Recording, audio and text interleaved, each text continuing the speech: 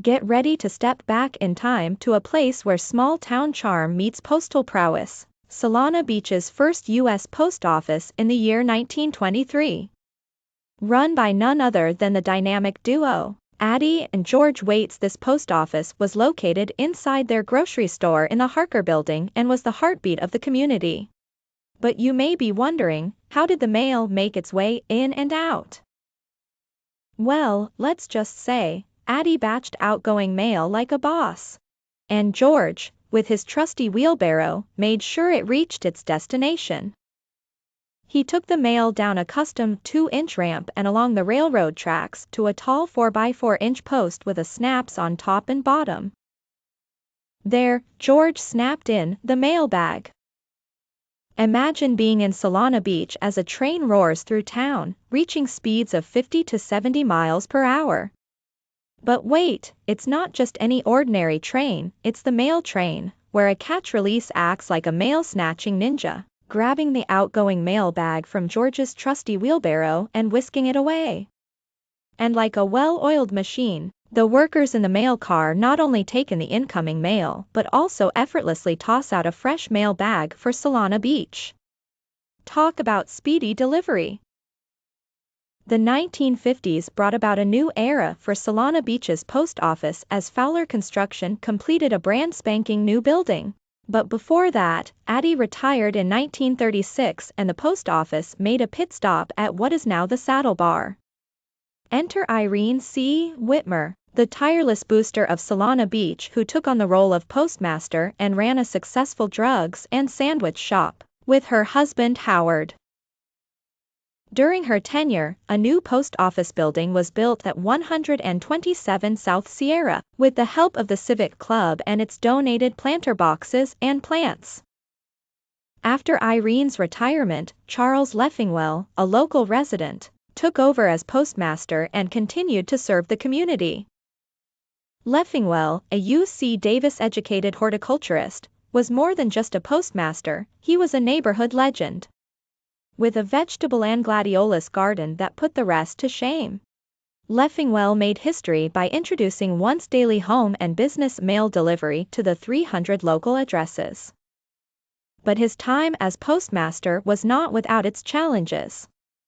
A smoke bomb went off at the post office. Construction of our current post office building was deemed a boondoggle, and when postal workers finally moved into their new 6,500 square foot quarters in 1965, it was without any finishing touches, to say the least. Despite these obstacles, Leffingwell remained resolute, taping a sign to the door and hoping for the best. He even considered a possible do-it-yourself project to spruce up the place but didn't want to spend his own money, if it was just going to be torn down later. Charles Leffingwell, a true postal hero. Gone are the days of long-tenured postmasters like Charles Leffingwell. Since 1969, Solana Beach's post office has seen its fair share of change, with 12 postmasters and even more acting postmasters and officers in charge coming and going. But in 2014, Postmaster Betty Rabrow brought a fresh perspective and a can-do attitude to the table. When the Seaweeders invited her to spruce up the post office's landscape, she jumped at the chance. Little did she know, the cleanup would turn into a full-blown $11,000 transformation, complete with a seated concrete patio, bike rack, benches, sculpture platforms, and formal paths. Thanks to the Solana Beach Civic and Historical Society, the Solana Beach Presbyterian Church's Community Outreach Program, and the local Rotary Club, the post office now boasts a beautiful seating and sculpture garden, replacing the ragged trails with lush greenery. Maintaining the beauty of Solana Beach's post office has become a labor of love for the Solana Beach Garden Club and the Civic and Historical Society. In recent years, work teams have tended to the garden with care, tackling overgrown fortnight lilies and adding water-wise plants like aloes, aeoniums, and kangaroo paws. The flagpole and railings have been painted, and a bed of mulch helps keep weeds at bay. Donations have added even more charm, with forest pansy redbud and ginkgo trees, and a bench in honor of former Society president, Gloria Jones. But the crown jewel of the garden is the topiary sculpture by artist Christy Beniston, which received a fresh coat of paint from Society friend Jimmy Joe Gooding in 2021. The sculpture was never intended for permanent outdoor installation, but Jimmy Joe's industrial-strength varnish has kept it colorful and shiny for all to admire. Step inside the Solana Beach post office and you'll feel like you've been transported back to the groovy 60s, with its faded pastel interior. But don't be fooled, this throwback vibe is actually from the 1980s when Southwestern decor was all the rage. The identity of the mysterious muralist remains a mystery, but if you know who painted it, do spill the beans.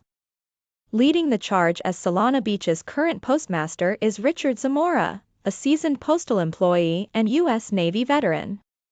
With a team of 23 employees and the daily task of delivering mail to 1,500 P.O. boxes on 12 routes, Zamora brings his expertise to the table, having previously served as a mail handler and supervisor at the same facility. Thank you for taking the time to watch this educational video showcasing one of the many historical sites that make Solana Beach such a unique and special place. We hope you enjoyed learning about the rich history of this beautiful city and the people who have made it what it is today.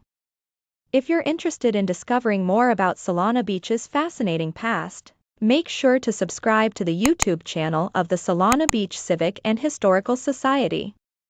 From captivating historical sites to heartwarming stories from local residents, there's always something new to discover. So, stay tuned and thanks again for watching.